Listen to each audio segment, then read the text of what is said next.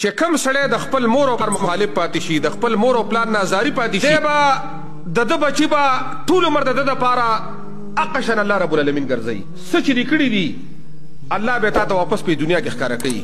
خو رسول الله صلی الله علیه وسلم فرمایي وایي هره یوه نیکي او ګناه چې ده الله آخرت ته ساتي، یو د مور او پلار معامله ده چې دا الله رب العالمین په دنیا او آخرت دواړو کې ورکوي. که چا د مور او پلار سره ښېګړه وکړه، په هغوی خرچ وکړو، د هغوی مدد یې وکړو، آخرت ثوابونه او بدلې خپلې دي، خو په دنیا کې به الله هغه عزت ورکړي، د هغه بچي به د هغه تابعداري کوي، د هغه مقام او مرتبه به سوی. که ده ځان د مور او پلار نه ازاري که، په آخرت کې خو جهنم دی، خو په دې دنیا کې به الله رب العالمین دی ذلیله سپک د بچو د طرفه د بل طرفه.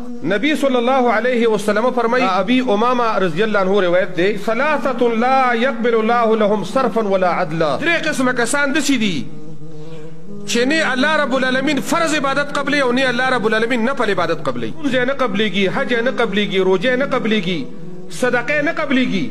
یو د هغې نه العاق لوالدیه، د مور او پلار نافرماني.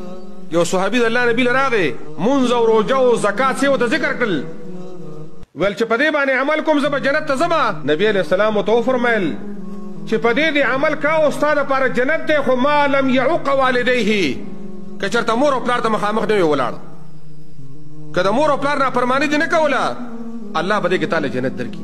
دویم مدمن الخمر، منان زباتونکی. دویم هغه سړی دی چې د چا سره مالي بدني څه ښېګړې وکړي او بیا زباتول کوي. دا زباتول ګناه کبیره ده.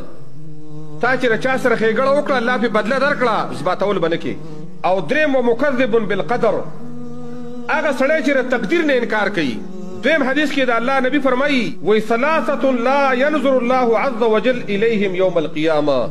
درې قسمه کسان ده چې د قیامت پر ورځ به ورته الله د رحمت په نظر ونه ګوري. هغې کې العاق لوالدیه، یو هغه سړی چې د مور او پلار نافرماني. دویم والمرأة المترجله، هغه ښځه چې د سړو سره مشابهت کوي په لباس کې، پیزار کې، کردار او گفتار کې. او دریم والدیوس، هغه دیوس سړی چې د هغه لور زنا کوي، د هغه ښځه زنا کوي، دی فرده نه کوي، د زنا نه بچاو نه کوي. قیامت په ورځ به ورته د الله نبي فرمایي الله د رحمت په نظر نه ګوري، یو پکې د مور او پلار نافرمان دي. دریم حدیث نبی صلی الله علیه وسلم فرمایي ثلاثه قد حرم الله تبارک وتعالى عليهم الجنه.